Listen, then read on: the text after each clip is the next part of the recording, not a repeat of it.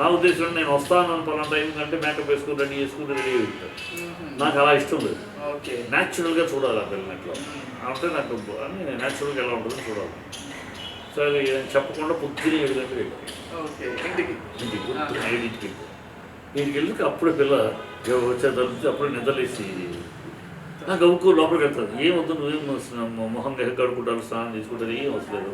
అలా చక్కగా కూర్చోకుండా అలా కూర్చుంటే చక్కగా అసలు ముద్దుగా మన ఇంట్లో పిల్ల కనుక ముద్దులు పిల్ల మన ముద్దులు చెల్లెలు ముద్దులు వేసుడు ఉంటుంది. ఆ ముద్దుగా చక్కగా అనిపించింది నాకు.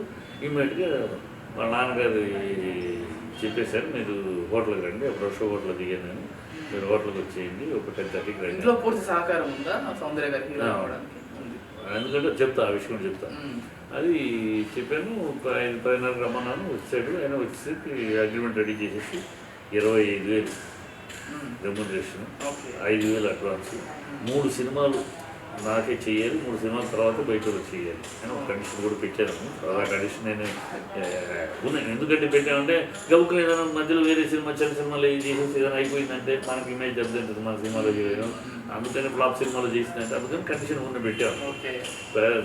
దాన్ని ఇంప్లిమెంట్ చేయలేదు, పెట్టాను చేసే. అప్పుడు చెప్పాడు, ఇవాళ మీరు అడ్వాన్స్ ఇచ్చింది రేపటి టాప్ హీరోయిన్కి ఇచ్చారండి అని. అంటే నేనేమన్నానంటే భలేవరండి, టాప్ హీరోయిన్ నేను ఇంట్రడ్యూస్ చేసిన హీరోయిన్ టాప్ హీరోయిన్ ఆఫర్ కోరుకుంటారు కానీ మామూలు హీరోయిన్ కోరుకోను కదా, సంతోషం అంటే నాన్న కరెక్ట్. నేను ఆ యాంగిల్లో చెప్పలేదండి, జాతక రీత్యా చెప్తున్నాను. ఆయన మంచి పెద్ద జాతక రీత్యా చెప్తున్నాను. ఈ అమ్మాయి ఆల్ టాప్ హీరోస్ తోటి యాక్ట్ చేస్తుందండి. 12 ఏళ్ళు అలా నెంబర్ 1 స్టార్గా కంటిన్యూ అవుతుంది. After 12 years she won't be cinema ఫీల్డ్లో ఉండదు. 12 ఏళ్ళ తర్వాత she will quit the industry అని ఇదేమాట. సరే అనుకున్న సంతోషం, అది కావాలి అంతకన్నా సంతోషం, అంత మహా జాతకు అయితే నాకు సంతోషం. మహా పెద్ద ఆర్టిస్ట్ నేను భగవంతుడు నా చేతి ద్వారా ఇంటర్వ్యూ చేసా. సంతోషం నిజంగా 12 ఏళ్ళు కరెక్ట్గా చచ్చిపోయింది. ఆయన she will be no more in the industry అన్నది. అంతే, 12 ఏళ్ళ తర్వాత ఇండస్ట్రీలో ఉండదండి అన్నది. నేను ఉండదంటే లోకంలోనే ఉండదు అనుకోలేదు నేను ఇండస్ట్రీలో.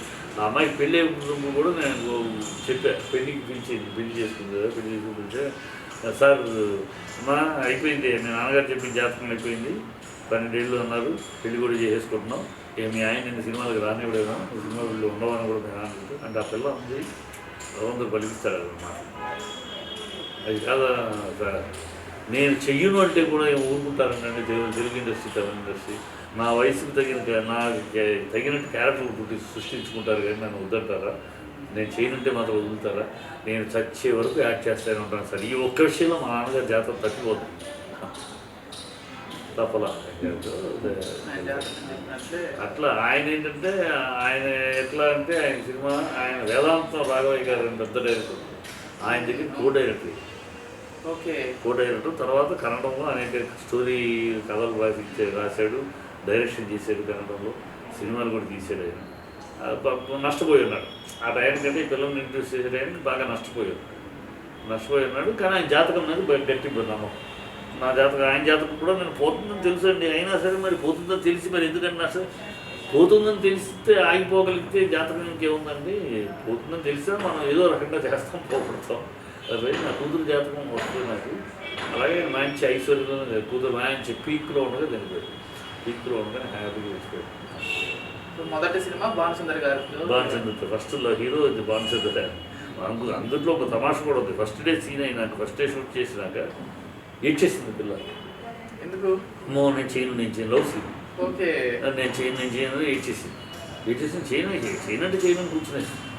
మా నాన్నగారు ఏంటి సత్యనారాయణ గారు ఏం చేద్దామంటే నాకు తెలియదండి, నీ ఇష్టం, ఒప్పుకుంది వచ్చింది, మరి ఇప్పుడు చేయనంటుంది, ఒప్పిస్తే మీ ఇష్టం, తను చేస్తాను, నాకైతే ఏ రకమైన ఇబ్బంది లేదు. తను కనుక ఒప్పుకొని చేయించగలిగితే నేను చేయించండి, నేనేం చేయలేదు కదా. సరే అప్పుడు ఏం చేశాను, ఈ పిల్ల చిన్నపిల్ల మనస్తత్వం అర్థమైపోయింది, చిన్నపిల్ల. అప్పుడు ఇక నా ఫ్యామిలీని అక్కడికి తెప్పించాను, నాకు వైఫ్, ఇప్పుడు మరొక పిల్లడు వెళ్ళాడే, ఈ పిల్లాడు వీళ్ళని తీసుకొచ్చి నా కూతురు ముగ్గురిని అక్కడ తీసుకొచ్చి నా రూమ్ పక్కన పెట్టి ఆ పాప రూమ్ పక్కన పెట్టి ఒక ఫ్యామిలీ అట్మాస్ఫియర్ క్రియేట్ చేసి చివరిదాకా నా కొడుకు అదే దెయ్యం, నా కొడుకు దెయ్యం అని పిలుస్తారు సార్. దెయ్యం అని రేపరా బక్కడా అని అది చెప్తే ఇట్లా అలా అట్లా చిన్నప్పుడు ఆ పని అట్లా అలాగే వాళ్ళిద్దరూ అట్మాస్ఫియర్ అలా కలిసేటప్పటికి ఒక 4 రోజులు వారం రోజుల తర్వాత అప్పుడు ఏమ్మా యాక్ట్ చేస్తావా అంటే సరే అంకుల్ మీరు నన్ను కోపడకూడదు తిట్టకూడదు అన్నీ కాదమ్మా నువ్వు చెయ్యి ఎందుకు తిట్టాను తిట్టడం కూడా స్కూల్లో పాఠం సరిగ్గా చెప్పకపోతే తిట్టా అందుకని స్కూల్ మానేస్తావా ఇట్లా మాట్లాడి యాక్టింగ్ లైన్లో వచ్చి బ్రహ్మాండం చేసింది. గారికి స్టార్డమ్ ఎప్పుడు వచ్చింది? ఎన్ని సినిమాల తర్వాత? ఫస్ట్ సినిమా ఆ సినిమా ఫస్ట్ షెడ్యూల్కి స్టార్ అంటే నిజంగా జాతక ఎంత గొప్పది. ఫస్ట్ షెడ్యూల్ పాకాలలో నేను ఫస్ట్ షెడ్యూల్ చేసుకుని ఇక్కడికి వచ్చేటప్పటికి వెంకట్ ఇప్పుడు డైరెక్టర్ అయ్యాడు వెంకట్ పిఎన్ రామచంద్రరావు సినిమాకి నేను పిఎన్ రామచంద్రరావు సినిమాకి అప్పటికైనా ముహూర్తం విజయగాడస్లో చేశాను. ఇది పాటలు రికార్డింగ్ ముహూర్తం అక్కడికి పిలిపించాను పిల్లలు అందరూ గెస్టులు అందరూ వచ్చారు. రామచంద్రరావు మనోరాలు పెళ్ళి దానికి హీరోయిన్ దొరకలా.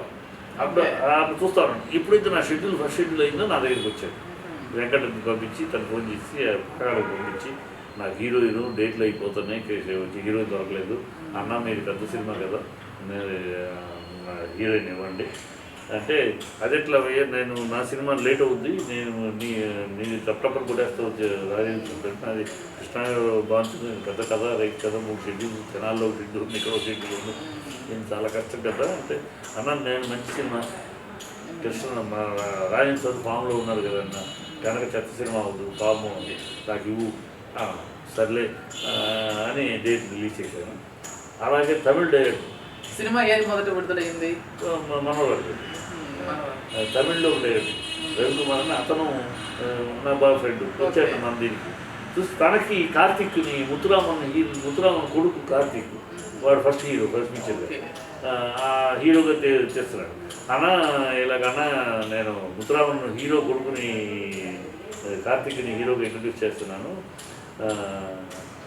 మీ హీరోయిన్ ఆ రోజు చూసాను చాలా బాగుంది తమిళే కదా నేను తెలుగుకి తమిళే కదా నాకు ఇవ్వచ్చు కదా రిలీజ్ చేసి సరే వాడు మంచి ఫామ్లో అప్పటికి పెద్ద హిట్ ఇచ్చాడు అదే పెద్ద హిట్ ఇచ్చాడు ఇతనితోటి విజయకాంత్ తోటి పెద్ద సూపర్ హిట్ ఇచ్చాడు.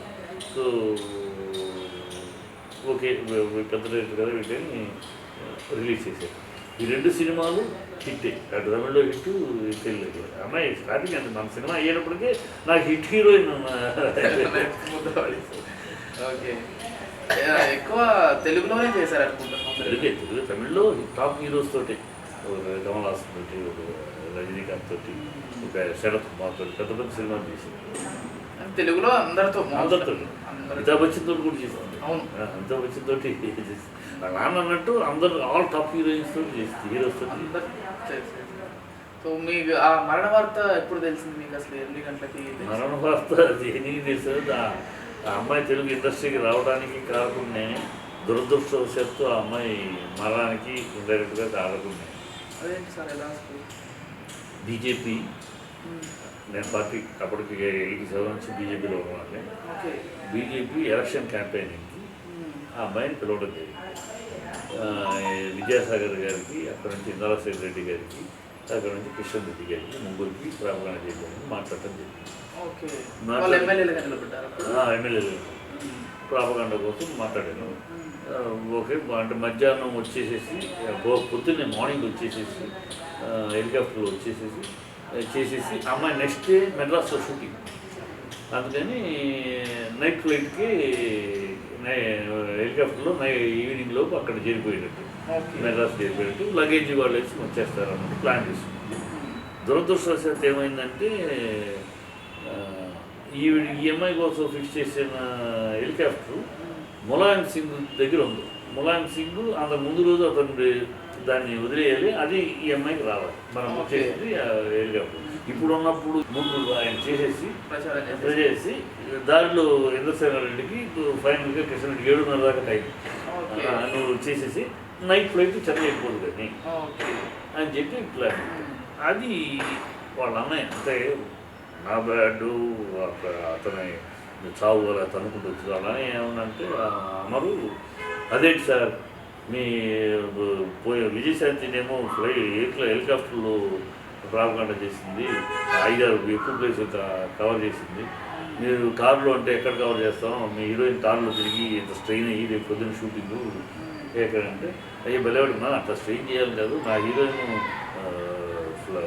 హెలికాప్టర్లో తిప్పాలని కోరిక, పరిస్థితిలో ఉంది కదా అందుకని చెప్తున్నాను అంటే, అలా కాదు మా ఫ్రెండ్కి ఒక హెలికాప్టర్ ఉంది, పర్సనల్ హెలికాప్టర్, నేను మాట్లాడాను, అది ఎన్ఓసి కూడా రెడీగా ఉంది సర్టిఫికేట్ తోటి, మీరు ఎస్ అంటే మాట్లాడతాను, మీరు డబ్బులు కట్టి ఇచ్చేస్తే సో ఇమీడియట్గా పార్టీకి చెప్పాను. నేను ఇలాగ మనం బుక్ చేస్తారు వాళ్ళకు ఉందంట అంటే ఇమీడియట్గా పార్టీ టప్పుడు డబ్బులు అరేంజ్ చేశారు. వాళ్ళు ఆ ఫ్లైట్ 2 సీటర్ ఫ్లైట్. ఎక్కడి నుంచి అది start? Bengaluru 2 seater flight. Okay. 2 seater flight వీళ్ళకి లెక్క తెలియక లగేజ్ షూటింగ్కి వెళ్ళిపోయే లగేజ్ అంతా కూడా దాంట్లో వేసేసి అది జరిగింది తప్పు. ఆ అమ్మాయి లగేజ్ కనుక అసిస్టెంట్కి ఇచ్చేసేసి అటు పంపించేసి ఉంటే వాళ్ళు ట్రైన్లో వేసుకెళ్ళిపోయారు, ఏమో ఇద్దరు ఉండేది, మొత్తం లగేజ్ అంతా కూడా దాంట్లో లెక్క తెలియక 2 సీట్ మామూలు హెలికాప్టర్ వేసుకుంటే 2 సీట్ ఫ్లైట్ లగేజ్ లోడ్ ఎక్కువైపోయింది. ఆ టేక్ ఆఫ్లోనే ఆ లోడ్కి అది అందుకని ఆ ఎలక్షన్ క్యాంపెయిన్కి అమ్మాయిని పిలవడం జరగకపోతే ఇది ఉండేది కాదు. కానీ మనం అంతే విధిరాసి పెట్టి అట్లా ఫ్లైట్లో రమ్మన్నా రాలేదు.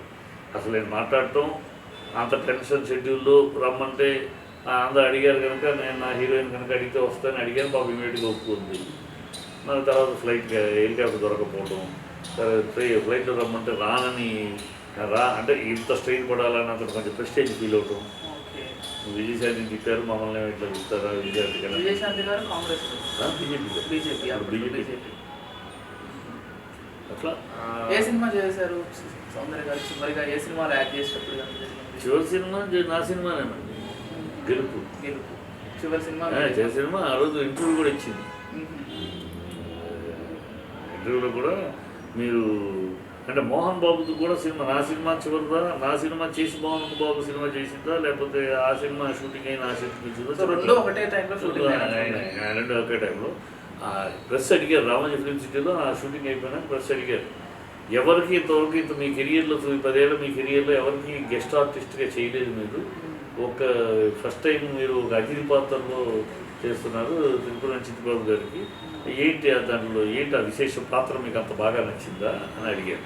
వాళ్ళు తెలియక అన్న ఒకటే మాట చెప్పి, ఎక్కడో ఉన్న నన్ను ఇండస్ట్రీకి తీసుకొచ్చి నన్ను ఒక ఆర్టిస్ట్గా ఆయన ఇంట్రడ్యూస్ చేసింది ఆయన కనుక ఆయన నాకు ముఖ్యమైన పాత్ర ఉంది, నువ్వు వెయ్యాలమ్మా అన్నాను. నేను ఏం పాత్ర ఏమిటి అని కూడా అడగలేదు. ఆయన రుణం తీర్చుకునే అవకాశం వచ్చింది అనుకున్నాను. అందుకని సార్ డేట్లు చెప్పండి అన్నాను. డేట్లు చెప్పారు, వచ్చేసి రుణం తీర్చుకునే అవకాశం వచ్చింది. అందుకని ఆయనకి అతిథి పాత్ర చేస్తాను. అప్పుడే బాధపడ్డా ఆ రోజు చనిపోయినప్పుడు. రుణం తీర్చుకున్నాను అందుకు తీసుకున్నా, రుణం తీర్చుకోకుండా ఉంటే బతికేదేమో.